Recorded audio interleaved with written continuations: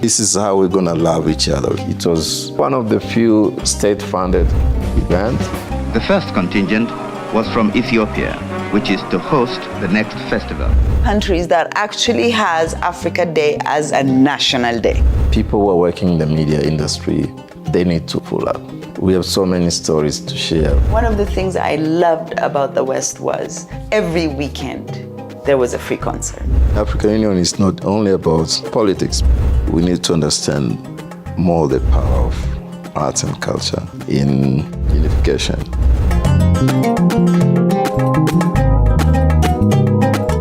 What role do you believe cultural events and festivals play in promoting cross-cultural understanding and appreciation, particularly in the context of your work in France and Tanzania? To me, it's more about the role that it can play. It's more like people getting to know each other and share the moment, and of course, take it from there, like to the growth, like to the whole community. Like, okay, I learned from here this way of cooking, for example, and our way of cooking is this way. So when we blend together and we can bring something different in the society also, as apart from us like knowing that this is our way, this is how we do things, this is how we cook. But what if we introduce another way of cooking or another way of using certain material? Being open. Yeah, it's more about being, as you say, being open. Like it's openness is the thing that, and this is how we're gonna love each other. Absolutely. We're gonna take care of each other because Absolutely. at least I know, okay, this is your culture, you do this, and I do this. So it's like we don't have those barriers, but we can just somehow be able to blend them. Yeah. So I think the easy way to connect the two societies, 4 or 5 societies together, is through culture. Yeah. It can make people at ease. Absolutely. Yeah. Music is because a healer. because politics, then you have like, we are from this party and we are from this party. So we don't connect together because then we need our political ideology from the certain party needs to. But in cultures, like you come with your instrument, like let's say I bring zeze, someone bring bagena, someone bring traditional percussion. You teach each other about what it's like you just play, and then once you play, you connect. Yeah. It doesn't need like to have affiliation because okay, you have kora. Kora, it doesn't work together with bagena, or kora doesn't work together with ngoni, something like this. But when you put the instrument together, you put the artist together. Once you play, you have a different sound. One thing I have to mention right here, because you brought up baganas. Bagana cannot play with kora. Bagana cannot play with any other instrument. Bagana is a church instrument and it does not go out of the church. Okay. But we have plenty other instruments. We have the karar, we have the masinko. Okay. And what is very interesting is, because one of the things that I would love to do is there are a lot of people, your culture, they play the masinko. The masinko is the one that we play like this. It has another name. It's called zeze. You have different of zeze. And guess who else plays this instrument? All the way in Morocco, the Amazigh play this instrument. So just imagine having the Ethiopians, or I should say the East Africans, play with the Moroccans.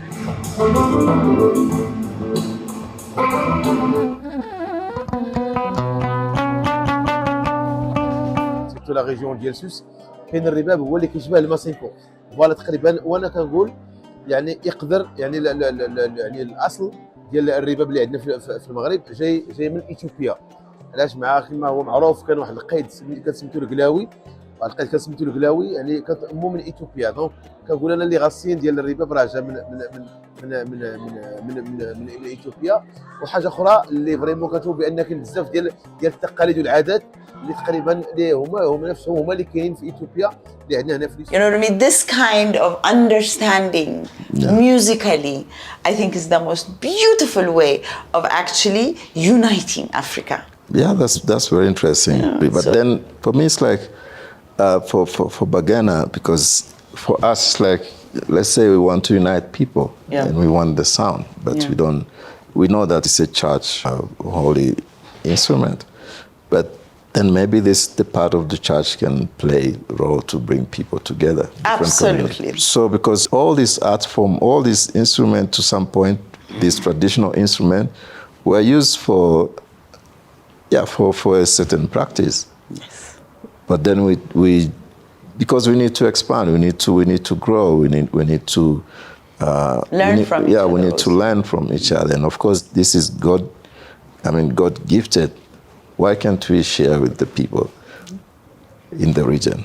Certain lifestyle, certain language to some point, appearances.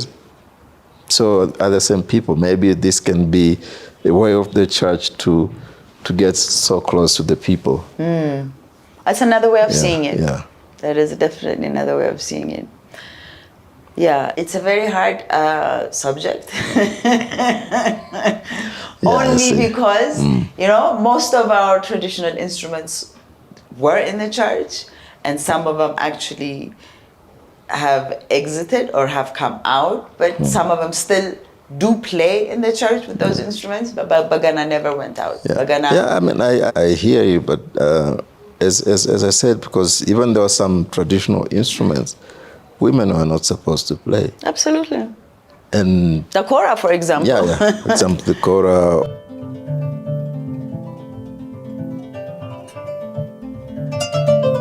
Or even certain percussions. There are certain percussions for women. Even men are not allowed to play such kind of percussion. It was specific for women. You see, it would even be good to know why. That's the thing, and it's kind of a taboo, and then you don't get the concrete reason why. But I like nowadays. You can see. I like the current generation is challenging this, and we have women who are playing the instruments that were taboo for them to play. Play. That's very true.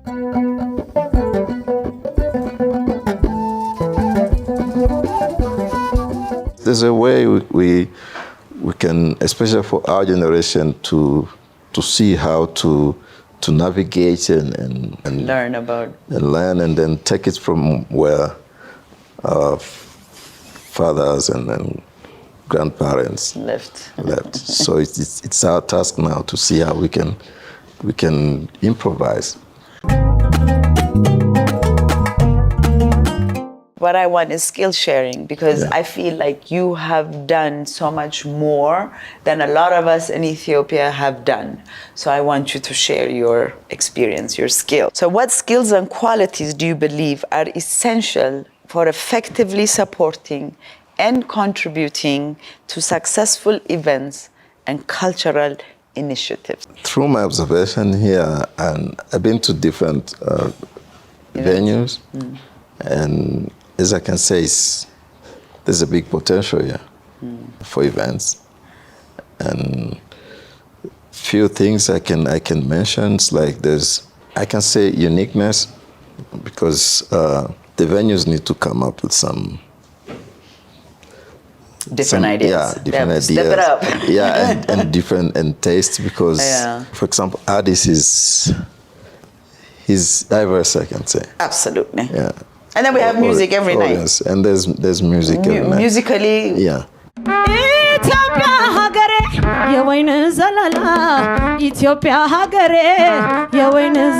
So from my observation, what I've seen is more like the programming needs to be upgraded, and also the communication part of it, because yes, we can have an event and announce it 2 weeks before, but to me it's like, if I have my program I cannot attend it because it's too short notice, maybe for me 2 weeks. For other people, yes, they can pop in. If you want to fit and to cater the different audience, you need to come up with the program maybe 2 or 3 months before. If it's not like a big concert, and if it's a big concert, you can do up to 6 months. The same as festival, you need also more than 6 months. Yeah. And this is how you need to communicate with people, like, okay, this is coming, we have this. So I've seen there's this, not lack, but less of utilizing this digital communication, like to share the information about events. Most of the events here, they're good events, but you just... It's the way we advertise. Yeah, it's like the advertisement, but it's like you get it like maybe 10 days before, 2 weeks before. It's like, because you also need to, as an event, if you want to attend to this event, you need also to... True. Yeah, you need to know a few weeks ahead. A few weeks ahead, you need to schedule your activities. And it's a platform to bring more artists from outside of Addis, the same as the artists from Addis, you need to go. Thank you. Outside. We need this exchange. Because once you go to a certain, out of your comfort zone, because most of them here, they're playing in their comfort zone. Exactly. And so if you go out of this, to me, it's also... Yeah, you grow. As an artist. Yeah. Musically and also even socially. Like, personally, yeah. Like, you know how to navigate. One of the things I loved about the West was every weekend there was a free concert.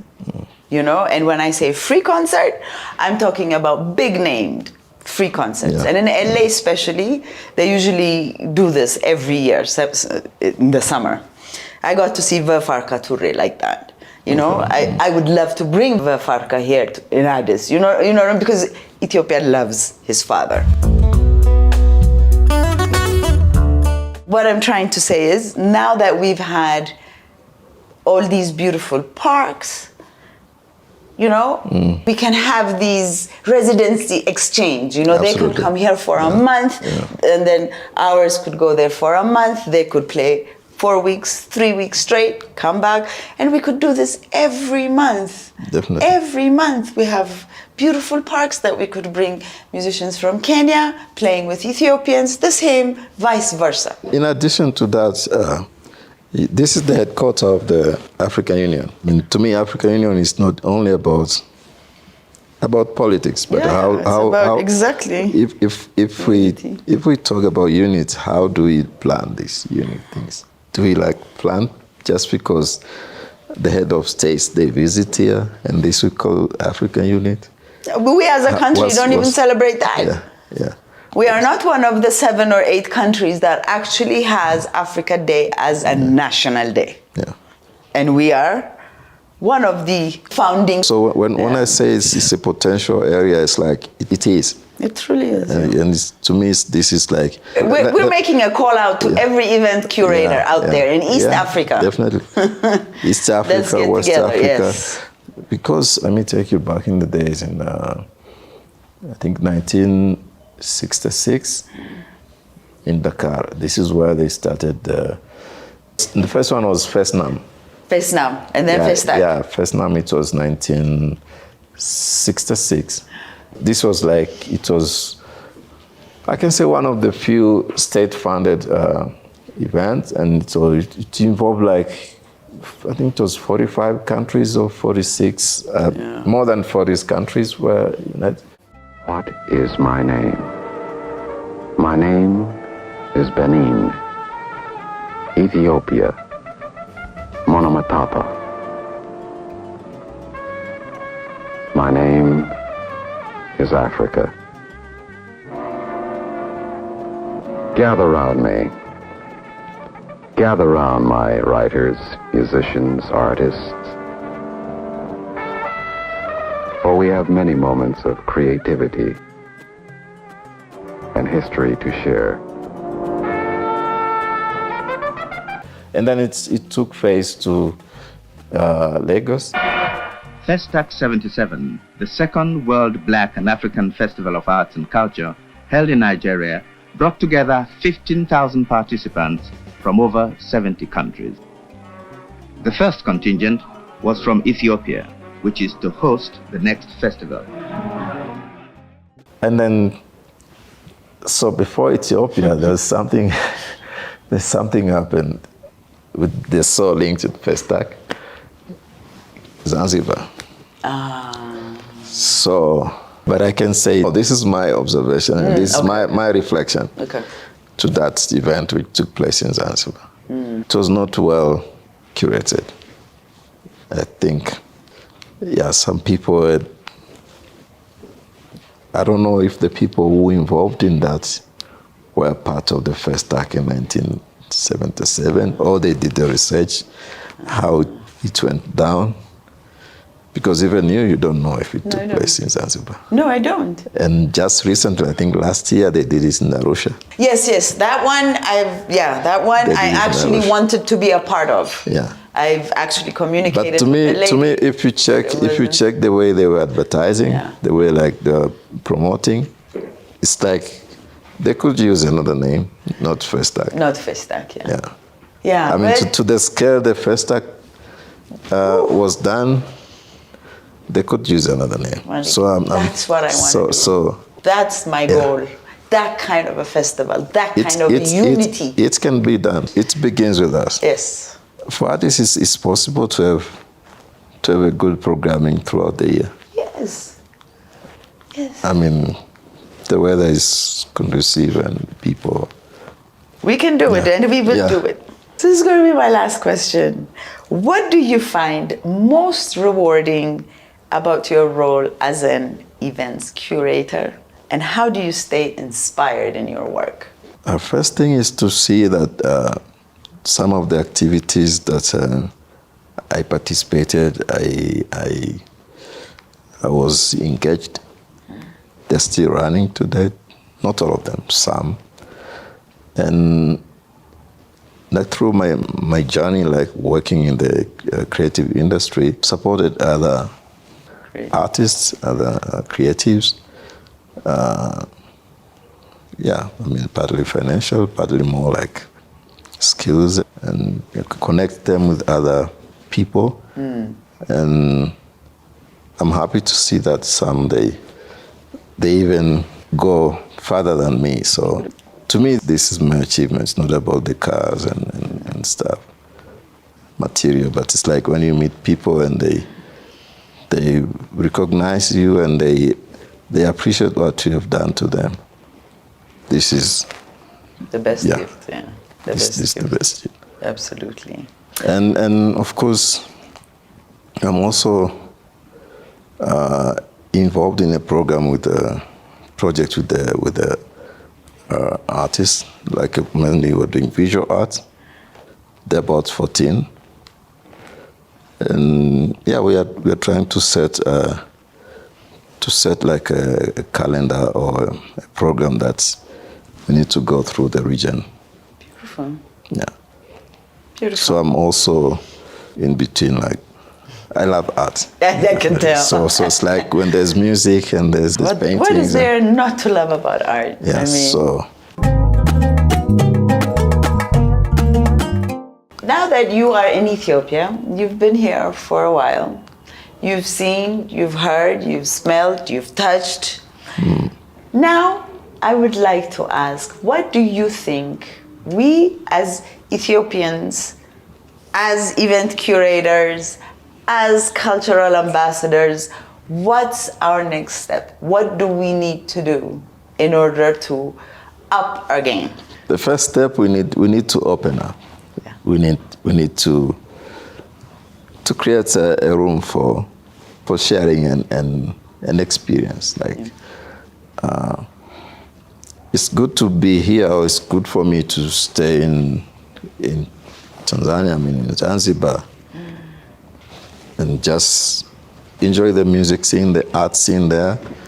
But also it will lead me to, it will expose me if I go out and meet other people and see how we can do things together. Yeah. different venues, how we can exchange. Okay, you have this program this month. Can I bring someone from Addis for this set? What are the terms? For example, I'm happy that I was introduced to some Ethiopian music, a while ago. So, and I'm also happy when I'm here, when I go to some places, I can hear some music from Tanzania. And it's a different way because if I'm in Tanzania, it's less to hear music from Ethiopia. And just because out of my curiosity, then I came. Sometimes I would like to listen to music from other parts of the continent. I can listen to some music from Togo or Cape Verde and other places. So I think we also need to encourage because what you're doing right now is very interesting, and I honestly, I really like it. People who are working in the media industry, they need to pull up. We have so many stories to share. We don't just need to stick, okay. One thing I would love to tell you is I have a radio show and I play African music. And I enjoy every time I have that show. But one of my favorite ones is when I actually skip from each country playing music, as opposed to, let's say if today is Mali, sometimes all 4 or 5 countries have independent day. Yeah. So I try to go through that. Yeah. But when I actually jump from country to country, going and listening or actually playing for my audience, it's also the way they react that you can tell how much that diverse music touches people so differently. We can play music from Nigeria, but it's not only Nigeria that do music. And it doesn't mean that the audience, because whatever the programmer or the journalist present to the people, you need to create a story behind it, and people like it. It's not because now you have this music from playing every radio station, every TV station, and you say, okay, this is what the people wants to listen. And now I know a couple of artists here, and more artists in Addis, because also like me coming here, it's exposed me to other musicians compared to the few ones who I was exposed to, like So that's a good thing. Yeah, like Mulatu, and I was also introduced with this friend of mine from Namibia. It was early 2000, the Ted Afro. And yeah, so it's like very few names back then, but after a while I came to know, okay, there's also these guys and they're doing this kind of style, and yeah, some female musicians also. So you're exposed more by coming here. Yeah. And basically, but also not only coming here, also connected some creatives from Ethiopia. Yeah. Because now we share, like, okay, we have these people, we have these artists, we have these venues. So one connects another. Yeah. Beautiful. Yeah. I've actually finished my questions, but I'm going to give you the floor since, we've touched on various subjects, but if you feel like there's this one thing that I think I need to say before we say our goodbyes, I'm going to give you the floor. What I'd like to say is that we as creatives, we need to understand more the power of arts and culture in unification. I'll go back to what I said earlier about the first tag, that I don't know what happened, but we can move forward from where they left, and the time is now. It was a gathering that's because now it's a new generation and a new technology and space. So it's our task to show how powerful arts and culture can be, a platform for unification for the continent. And yeah, we have politics, but arts and culture cut across. So it's like, to me, we need to invest more into this field. Also, it needs to work together with the media. Yeah. We need the media personnel and media houses to promote this. Of course, yes, we have our problems. We have political problems, we have social problems, but all this can be blended and can have a good solution through forms of arts and culture. I feel so. Yes, that's very true. Thank you so much for giving me this opportunity. You're welcome. Thank you again for watching your show, Afreeqa. This is your host, Qetselawork. Thank you again.